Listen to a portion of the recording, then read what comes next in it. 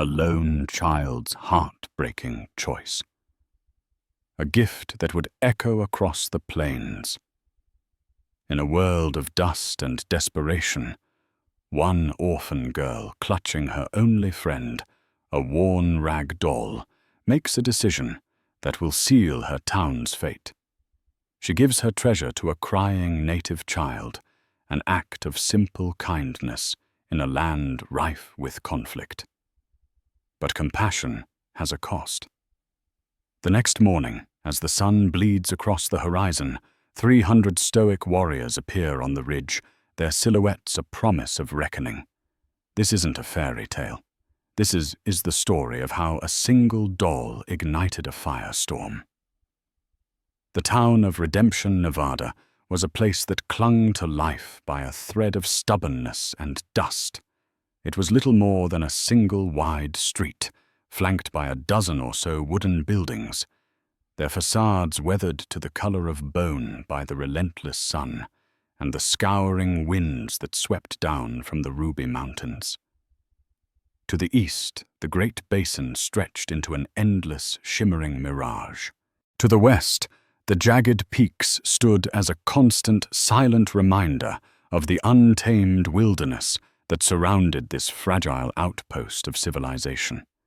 In the summer of 1876, the heat was a physical presence, a heavy blanket that smothered the town from dawn till dusk. Dust, fine as powdered sugar, coated everything: the boardwalks, the water troughs, the faces of the weary inhabitants. It seeped through the cracks in the walls and settled on the meager belongings of the people who called this harsh landscape home. For 10-year-old Sarah O'Connell, dust was the taste of her life. She had been born in a wagon somewhere on the long trail west, her mother succumbing to a fever just weeks later. Her father, a prospector with eyes full of golden dreams and a heart full of hope, had managed to raise her for a few years in a small shack on the edge of Redemption. He had been a kind man, if a perpetually disappointed one. His hands calloused from swinging a pickaxe, but always gentle when he touched his daughter's hair. He had given her 2 things of value, his last name and a doll he had painstakingly crafted from a scrap of burlap, 2 polished river stones for eyes, and a swatch of his own flannel shirt for its dress. He had named the doll Hope. A year ago, her father had gone into the mountains chasing a rumor of a rich vein of silver and had never returned. The town sheriff, a grizzled man named Elias Thorne, had led a search party, but they had found only a single abandoned pickaxe near a rock slide.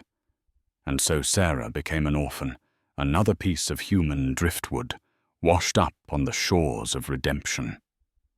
She was taken in by Martha Higgins, the stern, pragmatic owner of the town's only boarding house and saloon.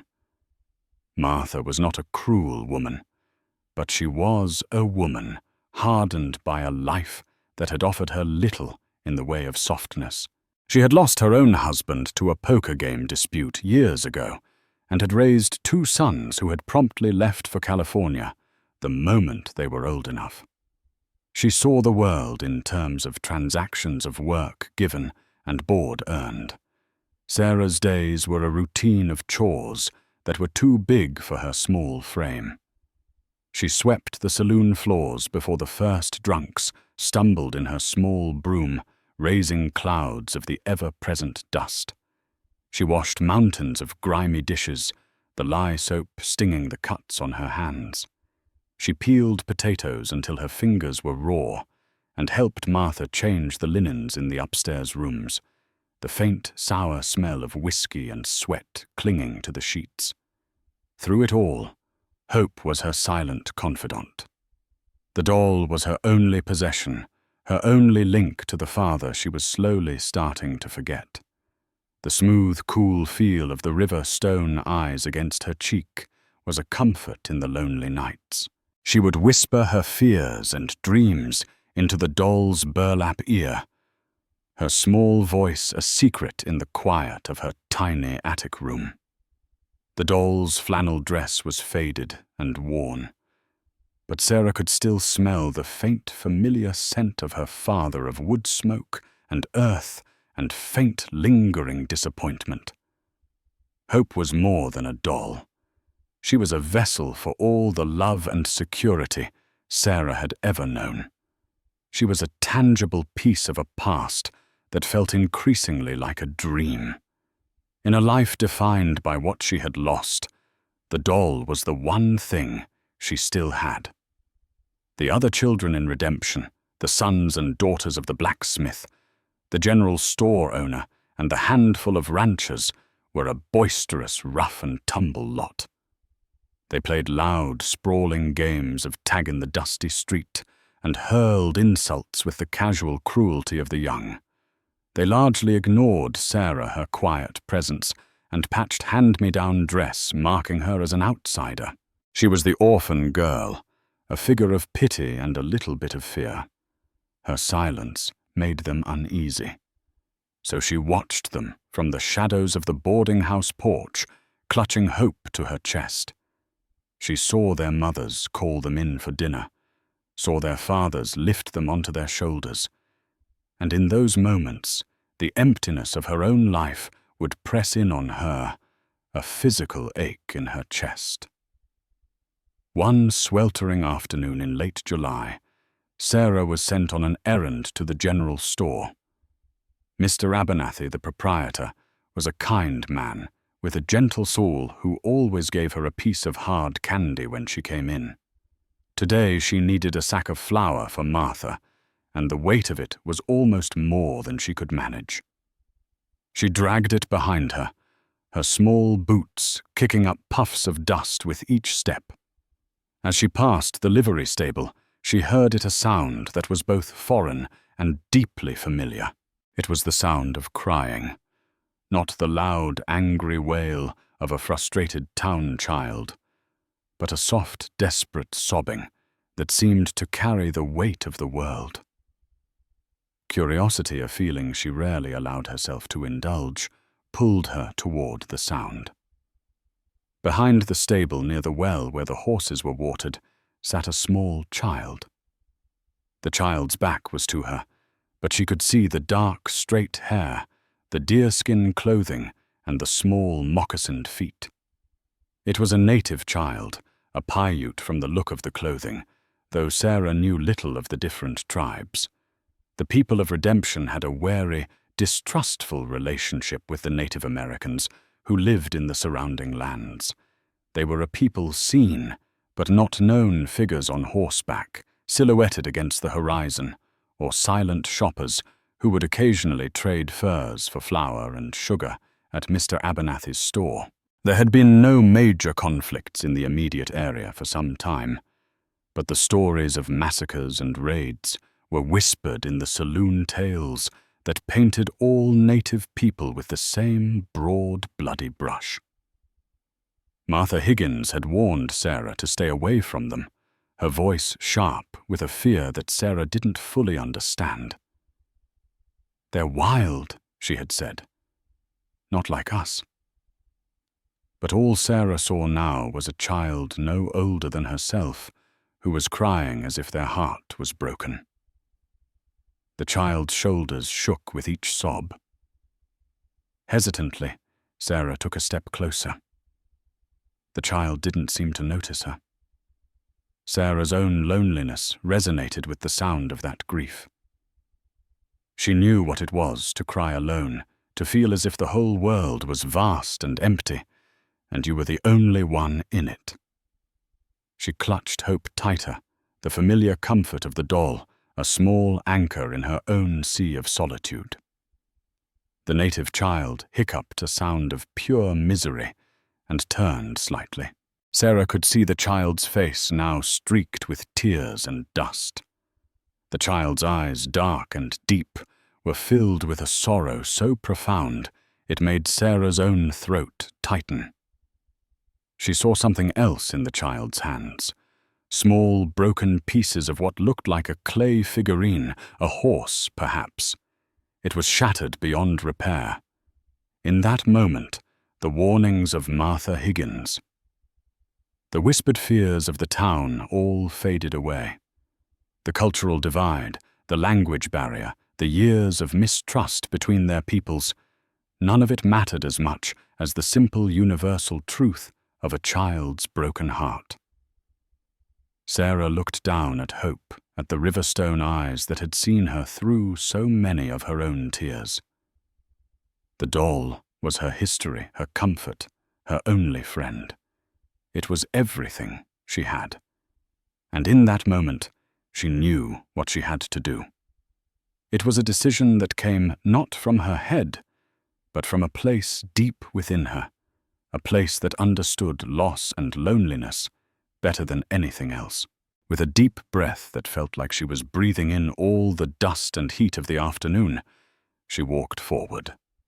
Sarah's footsteps were soft on the hard, packed earth, but the crying child heard her approach and flinched, scrambling back a few inches. The child's dark eyes, wide and startled, darted from Sarah's face to the sack of flour she still held, then to the doll in her other hand. Fear, sharp and immediate, replaced the sorrow in the child's expression. This was the expected reaction, the one Sarah had been taught to anticipate. The child saw not a girl, but a settler, a member of the people who had taken their land and disrupted their way of life. Sarah stopped a few feet away, her heart pounding against her ribs. She held up her empty hand in a gesture she hoped was universal for, no harm. She offered a small, hesitant smile, but the child's expression remained wary. The broken pieces of the clay horse were clutched tightly in the child's hand. Words felt useless. Sarah didn't know the Paiute language, and she doubted the child knew more than a few words of English, if any. The silence stretched between them, thick with the afternoon heat and a century of unspoken conflict. Sarah looked down at Hope. The doll's flannel dress was threadbare, the yarn hair a tangled mess. To anyone else it was just a rag doll, a pathetic thing. But to Sarah it was a piece of her soul. Giving it away felt like tearing something out of her own chest. The thought was so painful, it made her dizzy.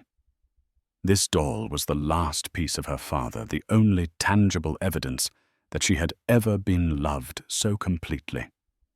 And yet the image of the child's tear-streaked face, the sound of that heartbroken sobbing had struck a chord deep within her. She knew that kind of pain. It was the pain of having something precious, something irreplaceable, shattered.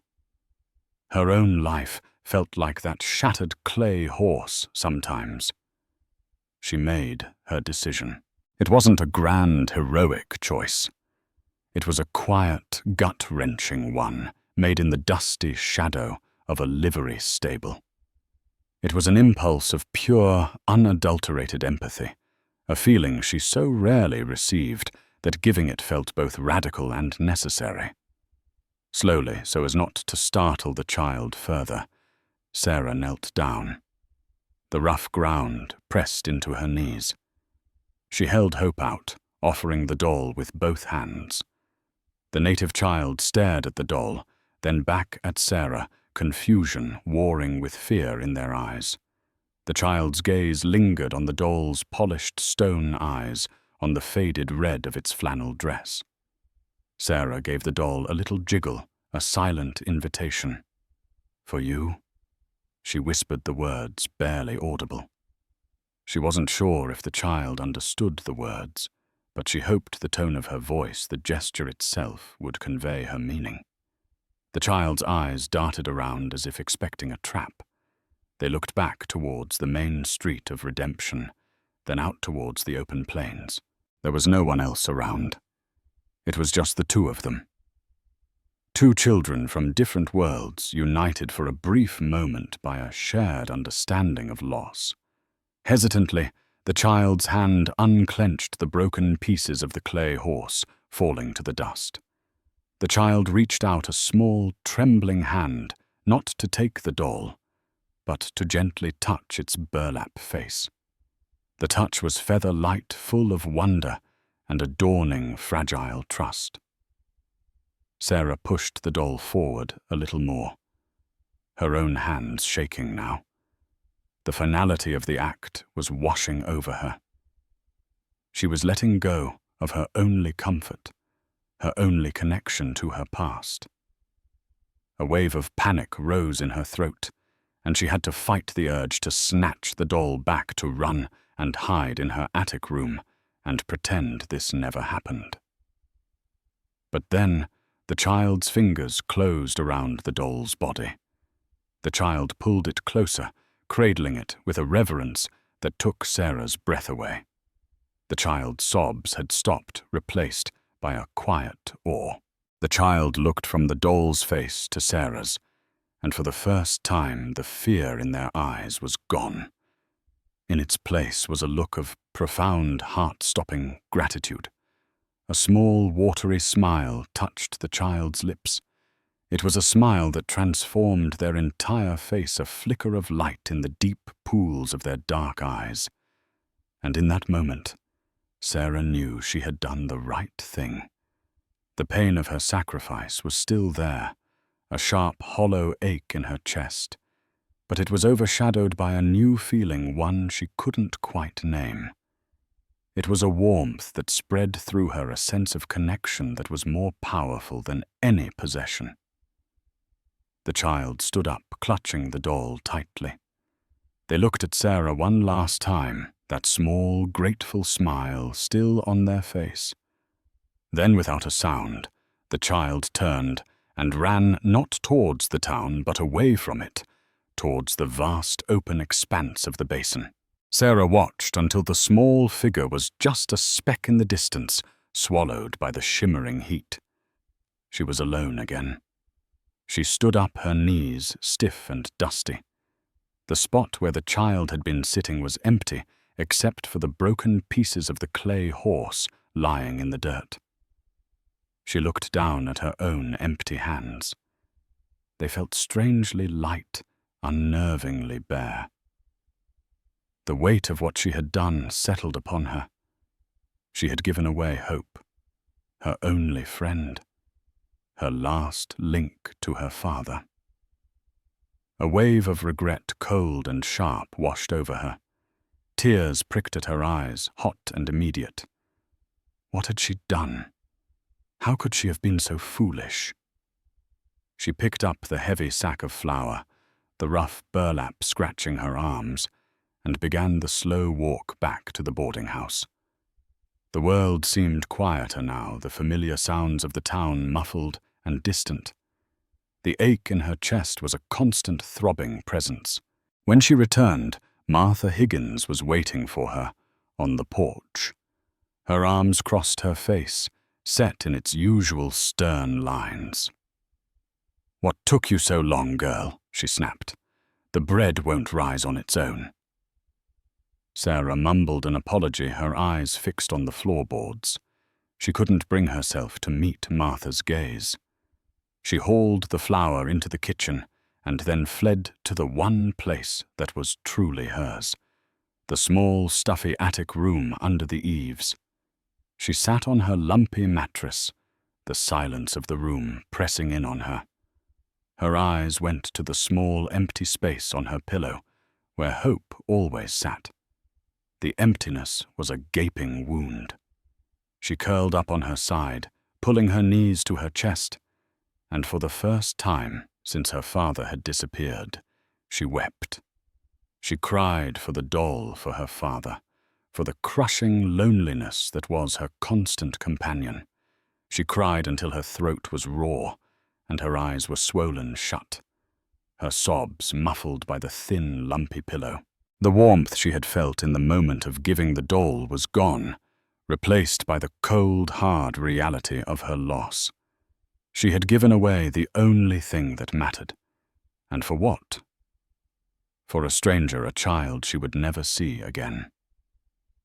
The foolishness of it all burned in her heart, a self-inflicted wound that felt deeper than any other. That night, sleep did not come easily. Every creak of the old house, Every gust of wind rattling the window pane made her jump. She lay in the dark, her hands empty, and felt a profound and terrifying sense of being utterly and completely alone. The last thread connecting her to her past had been severed, and she was adrift in the vast, unforgiving emptiness of the present. And as she finally drifted into a troubled, restless sleep, she had no idea that her small, impulsive act of kindness had set in motion a chain of events that would change redemption forever. She had no idea that the sun would rise on a new and terrifying reality. The next morning broke clear and bright, the sky a vast, unforgiving sheet of blue. The heat arrived early, promising another day of sweltering misery. In redemption, the day began as it always did. The blacksmith, a burly man named Jebediah Stone, was already at his forge, the rhythmic clang of his hammer on anvil echoing through the quiet streets. Mr. Abernathy was sweeping the boardwalk in front of his general store. A few tired-looking prospectors were nursing cups of coffee in Martha's saloon, their voices a low murmur. Sarah woke with a hollow feeling in the pit of her stomach. The events of the previous afternoon felt like a fever dream, but the empty space on her pillow was a stark reminder of their reality. She had given away hope. The finality of it was a lead weight in her chest. She went about her morning chores in a fog of grief and regret. She swept the saloon floor, her movements mechanical. She washed the dishes, her hands submerged in the greasy water, her mind 1,000 miles away. Martha watched her with a sharp, suspicious eye. "You're quieter than a church mouse this morning, girl," she commented. Her voice not unkind, but laced with her usual pragmatism. "Something troubling you, Sarah?" Just shook her head, unable to speak past the lump in her throat. How could she explain? How could she make anyone understand the magnitude of what she had lost? To Martha, a doll was just a child's toy. To Sarah, it had been everything. It was just after 9 o'clock when the first sign of trouble appeared. A young boy, the blacksmith's son, came running down the street, his face pale with fear. Riders, he yelled, his voice shrill with panic. Coming from the east. Hundreds of them. The murmur in the saloon died instantly. The prospectors left their coffee and went to the door. Jebediah Stone dropped his hammer, the sudden silence more alarming than the constant clang. Mr. Abernathy shielded his eyes, peering out at the horizon. From her place by the saloon's window, Sarah could see them too. At first they were just a dark, shimmering line on the distant plains, a mirage created by the heat. But they grew steadily larger, resolving themselves into individual figures on horseback. They were not cowboys or prospectors. They were warriors. Sheriff Elias Thorne, a man whose weary face was a road map of his 50-odd years, came out of his office buckling on his gun belt. He was a man who preferred peace, who had spent most of his career dealing with nothing more serious than drunk and disorderly cowboys. But he had been a young man during the Paiute War of 1860, and he had seen what could happen when tensions between settlers and native tribes boiled over. "Get inside, all of you," he ordered, his voice calm but firm. "Bar your doors. Jebediah, ring the bell." The heavy toll of the church bell began to ring out across the town, a sound usually reserved for fires or funerals. It was a sound of alarm, a sound that sent a jolt of cold fear through the heart of every man, woman, and child in redemption. People scrambled for cover. Doors slammed shut. Wooden shutters were latched. The street, bustling just moments before, was suddenly deserted. Redemption became a ghost town, its inhabitants holding their breath behind locked doors. Sarah, her heart pounding a frantic rhythm against her ribs, watched from the saloon window. Martha had bolted the heavy front door, and was now loading an old shotgun, her hands surprisingly steady. "Get away from the window, girl," she commanded, her voice tight with fear. But Sarah couldn't move. She was mesmerized by the sight. The riders were closer now, close enough for her to see the details that struck terror into the hearts of the settlers. They were painted for war, their faces streaked with black and red. They carried rifles and bows, and the morning sun glinted off the tips of their lances. They were not from the local Paiute band that occasionally traded in town. These were Shoshone, their markings distinct and intimidating. And there were so many of them. The boy hadn't been exaggerating. There had to be at least 300 warriors, a formidable and terrifying force. They rode with a silent, disciplined purpose, their ponies kicking up a massive cloud of dust that rose into the sky like a warning signal. They were not charging, not yelling their war cries. They were advancing at a steady, deliberate pace, an unstoppable tide of men and horses. The silence in the town was absolute, broken only by the tolling of the bell and the frantic barking of a dog. Inside the saloon, the two prospectors crouched below the windows, their faces ashen. Martha stood by the door, the shotgun held at the ready. A terrible thought began to form in Sarah's mind. A cold, sickening dread that started in her stomach and spread through her veins like ice water. The child, the native child she had met yesterday. The timing was too much of a coincidence. Could this be her fault? The thought was so monstrous, so overwhelming, that she felt her knees go weak. Had her act of kindness been misinterpreted?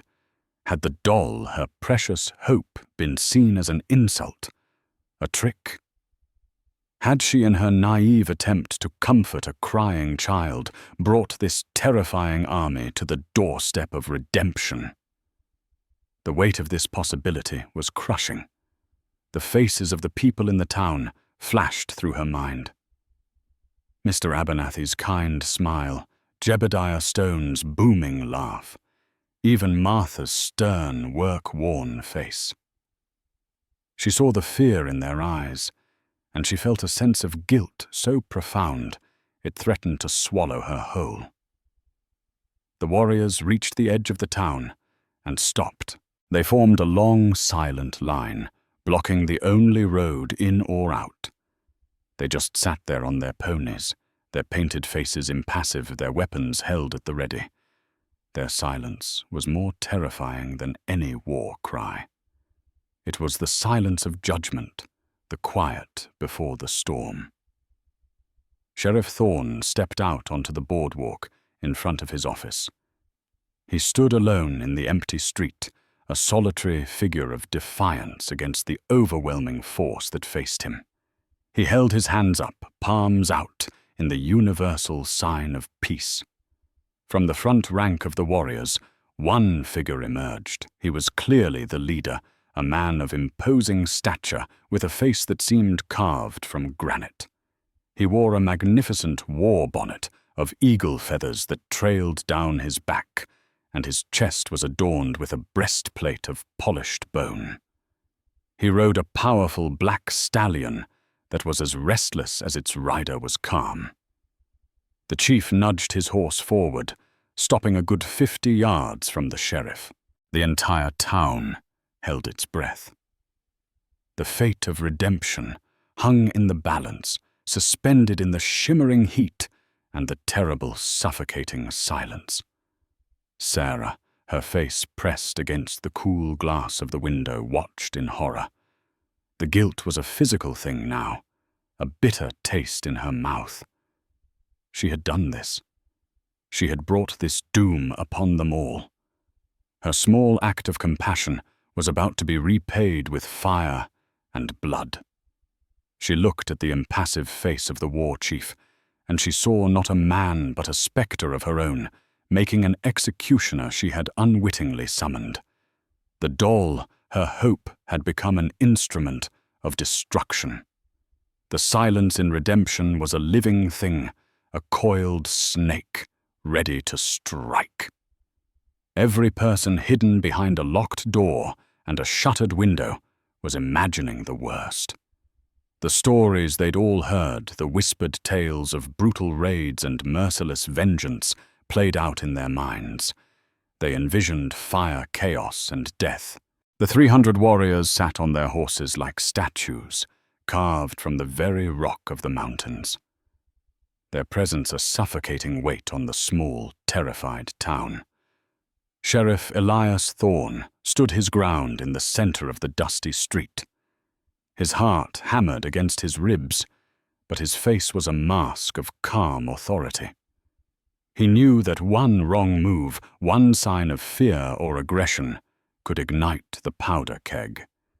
He had only a handful of able-bodied men in the town, and they were armed with little more than hunting rifles and pistols. They stood no chance against such a force.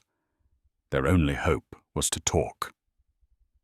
The war chief, a man whose name was Black Eagle, regarded the sheriff with eyes that held the wisdom and weariness of 1,000 seasons.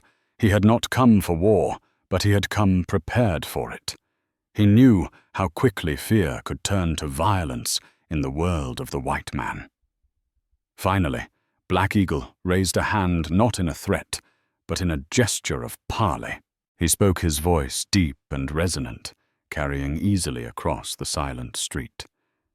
He did not speak English.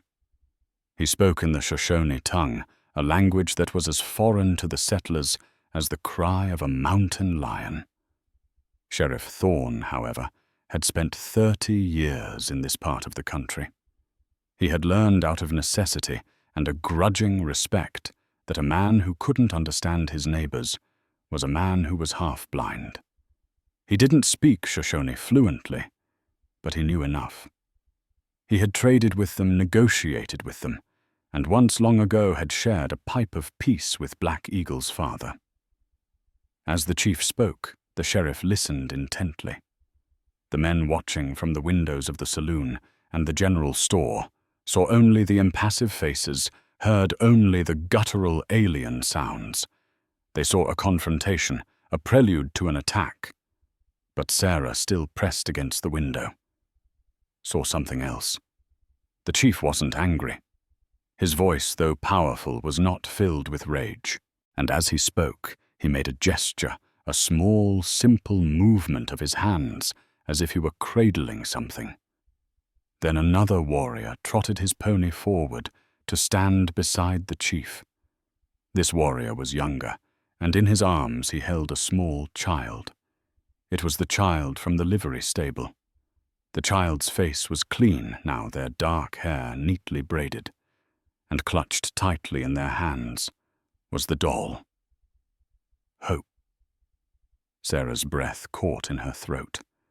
A wave of dizziness washed over her. This wasn't about an attack. This was about the doll. This was about her. The sheriff listened, his expression slowly changing from one of tense caution to one of stunned disbelief. He replied to the chief in his halting Shoshone, his voice rough but respectful. The exchange continued for several long, agonizing minutes. To the hidden townspeople, it was an eternity. Finally, the sheriff lowered his hands and turned. He scanned the shuttered windows of the town, his gaze finally landing on the saloon. He looked directly at the window where Sarah was hiding. His voice, when he called out, was strained. "Martha, open the door, and send out the girl." The orphan. Inside the saloon, a collective gup went through the small group. Martha Higgins clutched her shotgun tighter. "Are you mad, Elias?" she yelled through the door. "They'll kill her." "They're not here to kill anyone." The sheriff's voice came back, weary but firm. "They're here because of her. Now open the door. Don't make me ask again." Martha hesitated, her face a storm of fear and confusion. She looked at Sarah, who was trembling, her face as white as a sheet. The two prospectors stared at the small girl as if seeing her for the first time. The orphan girl. The quiet, mousy child who swept the floors. How could she be at the center of this? "Go on," Martha said, her voice barely a whisper.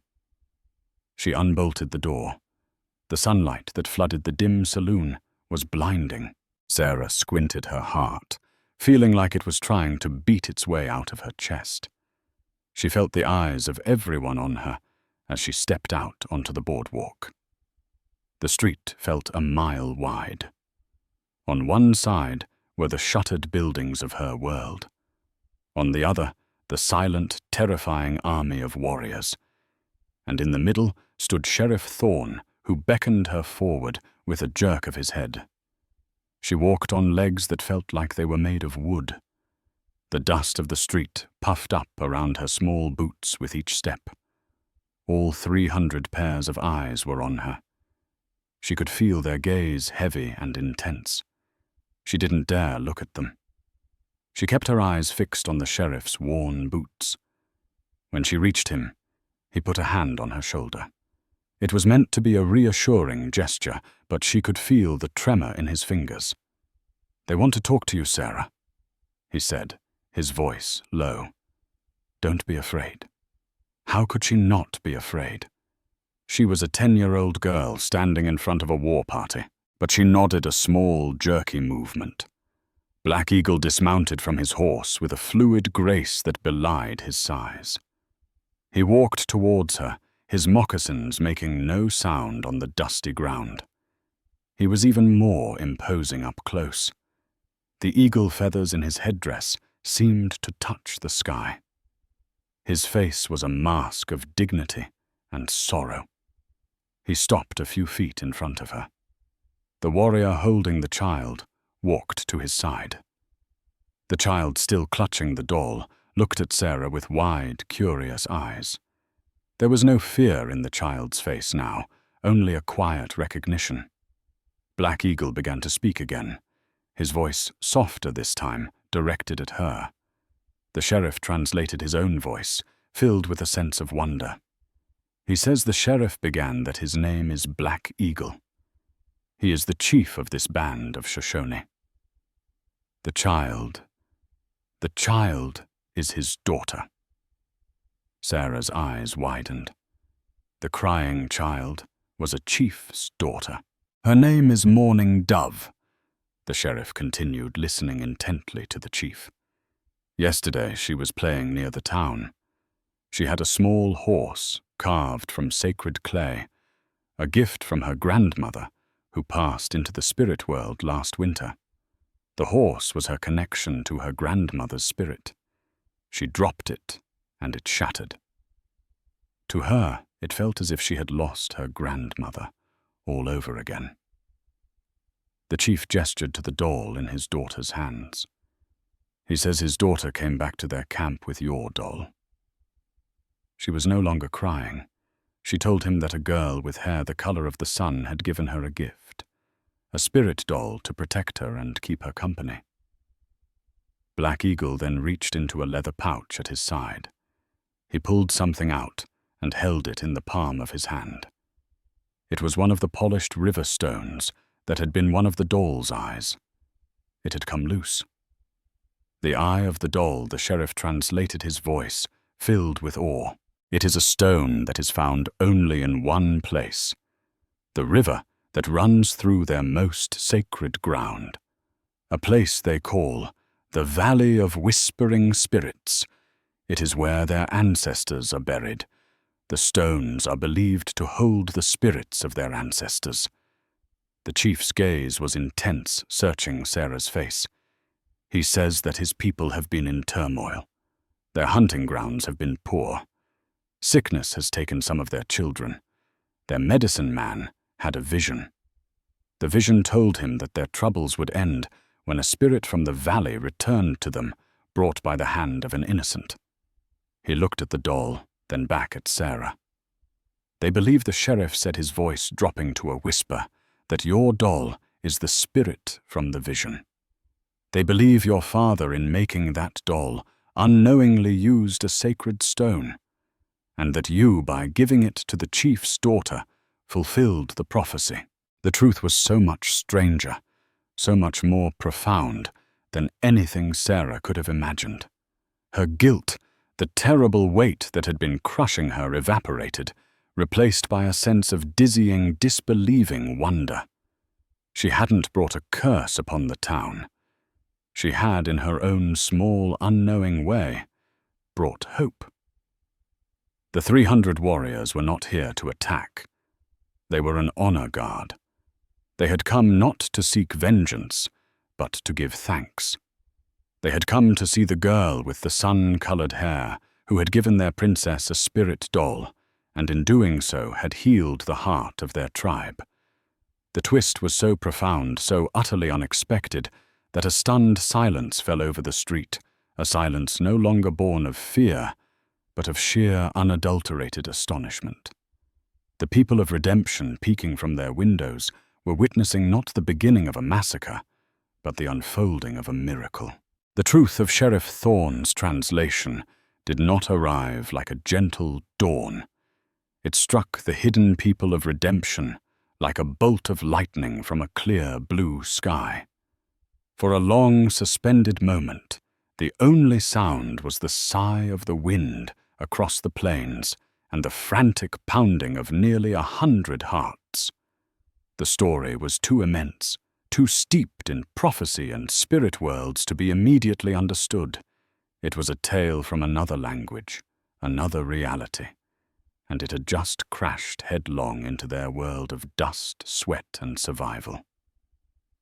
Then slowly the spell of fear began to break, not with a sudden snap, but with a hesitant cracking. A shutter creaked open at the general store. A face pale and disbelieving appeared in the window. It was Mr. Abernathy, his eyes wide, his mouth slightly agape. He looked from the towering form of Chief Black Eagle to the small, dust-covered orphan girl who was impossibly the center of this storm. From the saloon, Jebediah Stone, the blacksmith whose brawny arms were the town's symbol of strength, pushed the door open. He stepped out onto the boardwalk, his heavy hammer hanging, forgotten, in his hand. His gaze wasn't on the warriors as a threat, but on the scene as a puzzle his mind was struggling to assemble. His fear, a hot and potent thing just moments ago, was being replaced by a profound, earth-shaking confusion. Martha Higgins was the last to fully emerge. She stood on the porch of the boarding house, the shotgun still leaning against the wall where she had placed it. Her pragmatic mind, which catalogued the world in terms of profit and loss, work and reward, was reeling. She stared at Sarah. This was the girl who left smudges on the glassware, the child who was always underfoot, the silent, sorrowful creature she had taken in out of a grudging sense of Christian duty. Now this same girl stood beside a sheriff and a Shoshone war chief, the linchpin, in a drama of divine proportions. A flicker of something entirely new sparked in Martha's chest, a begrudging, overwhelming sense of awe. Sheriff Thorne, standing in the middle of it all, felt a wave of relief so powerful it almost buckled his knees. He was the law in this town, but he knew better than anyone how fragile that law was. He had been preparing to witness the end of redemption. Instead, he was midwifing its rebirth. He turned his attention back to Black Eagle, who had remained silent, allowing the white folk to absorb the shock. The chief spoke again, his voice grave and formal, and motioned toward Sarah. "He wishes to know the name of the girl's father." Sheriff Thorne translated his own voice, hoarse with emotion. "Michael O'Connell." Sarah whispered the name, a fragile prayer on her lips. He was a prospector. Thorne relayed the name and title. A flicker of recognition, deep and ancient, passed through Black Eagle's eyes. He nodded slowly, as if confirming a long-held truth. He began to speak, his words flowing not in a torrent, but like a deep, steady river, telling a story meant not just for the sheriff, but for all who would listen. The sheriff translated his voice, now imbued with the gravity of a historian. He knows the name, Michael O'Connell, but that is not what they called him. They called him Stone Dreamer. A murmur rippled through the assembled townspeople. Stone Dreamer. It fit the man they remembered, the hopeful fool who saw riches in every rock.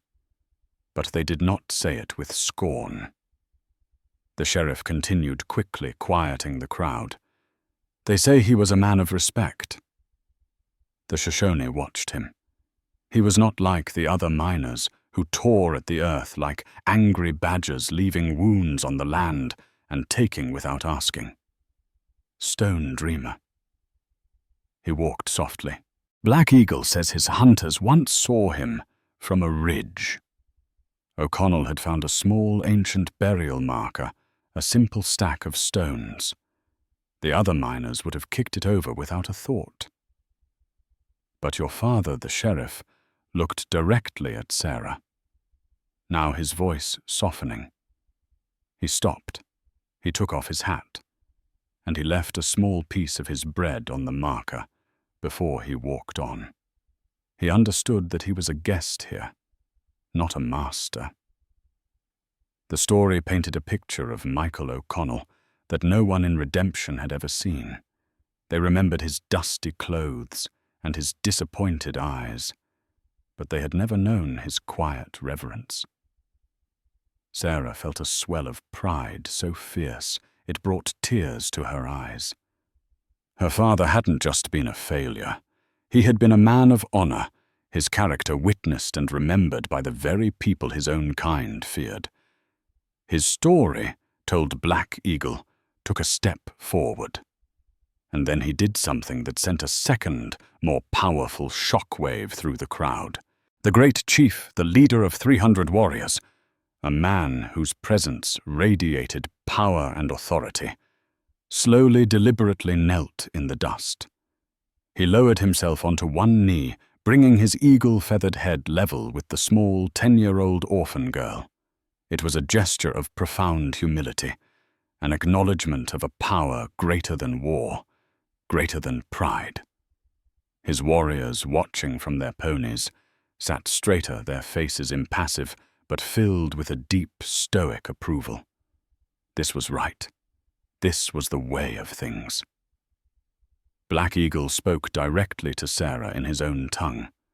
The words were soft like stones, smoothed by a river, and though she could not understand their meaning, she understood the tone perfectly. It was the sound of a thank you that came from the soul of a people. Mourning Dove, her shyness overcome by the gravity of the moment, stepped to her father's side. She still clutched Hope in one arm, the doll now looking like a sacred totem. With her free hand, she held out her own gift. It was a simple leather thong, but hanging from it was a piece of dark, polished wood, exquisitely carved into the shape of a bird, its wings outstretched in perpetual flight. A mourning dove. Sarah's hands trembled as she reached out. Mourning Dove carefully placed the necklace around Sarah's neck. The wood was cool and smooth against her skin, and it seemed to carry a faint, pleasant scent of pine and earth. As the dove settled against her chest, Sarah felt an inexplicable sense of peace. It was more than a gift. It was an exchange. She had given away her hope, a symbol of her past. She had received a dove, a promise for her future. Black Eagle rose to his full, imposing height. He turned his gaze from Sarah and swept it over the entire town, his eyes meeting those of Jebediah Stone, Martha Higgins, and Mr. Abernathy. His voice boomed, no longer soft, but filled with the unshakable authority of a king in his own domain. Sheriff Thorne's translation rang out each word, landing with the weight of an anvil strike. He says that from this day forward, this town, redemption, and all its people shall be considered friends to the Shoshone. He declares a bond of peace. His people will hunt in these mountains and trade in this town as brothers, and he gives this vow: any tribe, any lawman, any band of outlaws who would bring violence to this place will find themselves at war with Black Eagle and his 300 spears. It was a declaration that redrew the map of power in the entire territory. Redemption was no longer an isolated, vulnerable sec in the wilderness. It was a protected place, a sanctuary. The 300 warriors were not an army of occupation. They were a shield, an impenetrable wall of flesh and spirit. The collective breath the town had been holding was released in a shaky, emotional sigh. The tension that had been a physical presence, a tightness in every chest, dissolved into the hot afternoon air. But the Shoshone chief was not finished. A debt of honor had been incurred, and it had to be repaid in a way that all could see. He turned and issued a series of sharp commands. His warriors dismounted as one. They moved to their ponies and began to untie the heavy bundles strapped to their backs. To the utter astonishment of the townspeople, the warriors laid out a treasure trove in the center of the dusty street. They spread beautifully tanned buffalo robes, their leather sides painted with symbols of the hunt and the heavens. They piled up dozens of pairs of intricately beaded moccasins, each pair a unique work of art. They stacked sacks of smoked venison and bison-dried berries and pungent, unfamiliar herbs. It was a king's ransom, a display of wealth and generosity that dwarfed anything the struggling town had ever seen. Mr. Abernathy, his merchant's mind overwhelmed, stammered to the sheriff, "My God, Elias, what do we do?" "We have nothing to give for this. A few bags of flour, some sugar." Sheriff Thorne conveyed the sentiment to the chief. Black Eagle's response was swift. He simply pointed one long, dignified finger at Sarah, who stood quietly with the wooden dove resting on her chest. He says the debt is already paid. The sheriff translated his voice thick. He says you have already given them a gift beyond price. This, he gestured to the mountain of goods, is just stuff.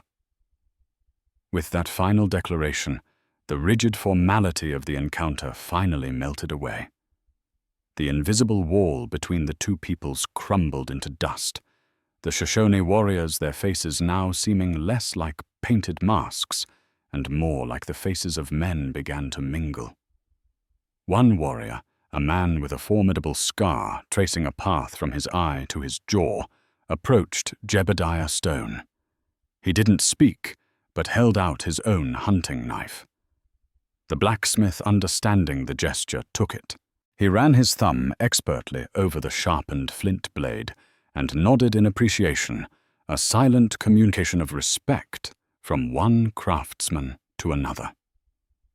He then gestured for the warrior to follow him to his forge, intending to offer a gift of his own, a newly forged steel blade. A Shoshone woman with kind eyes and hands, stained with the juices of berries, approached Martha Higgins. She pointed to a bundle of green, leafy herbs, then pantomimed a person coughing violently. She then crushed a leaf and gestured for Martha to smell it. Martha, the ever-practical, recognized a form of potent wild mint she had never seen before. She nodded her thanks, a lifetime of prejudice dissolving in the face of shared practical knowledge.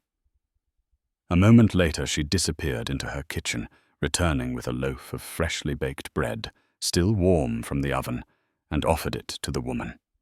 It was accepted with a grateful smile. But the most potent magic was woven among the children.